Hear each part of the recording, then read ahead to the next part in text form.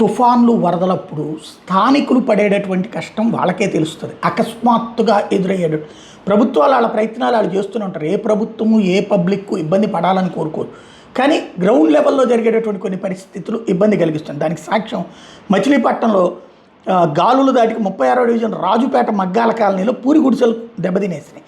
గాలికి ఆ పైన అన్ని కొట్టుకుపోవడం, కుండపోతగా కురుస్తుండటంతో అయితే వాళ్ళందరూ ఎక్కడికి వెళ్ళాలంటే ఆ దగ్గరలో ఉన్న ఆంధ్రజాతీయ కళాశాల దగ్గరికి వెళ్ళారు.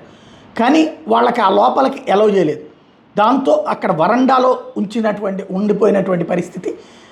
నిన్న ఈ దృశ్యాలు అన్నటువంటిది ఒకసారి అక్కడ ఉన్నటువంటి వరండాలో ఉన్నారు. వాస్తవంగా స్కూల్ వాళ్ళు కూడా విద్యాసంస్థ వాళ్ళు కూడా అనేది ఏంటంటే అంతే ఉంటుందండి, అక్కడ ఇదివరకైనా సరే లోపల క్లాసుల్లో కాదు ఇక్కడే ఉంచుతారని చెప్తున్నారు.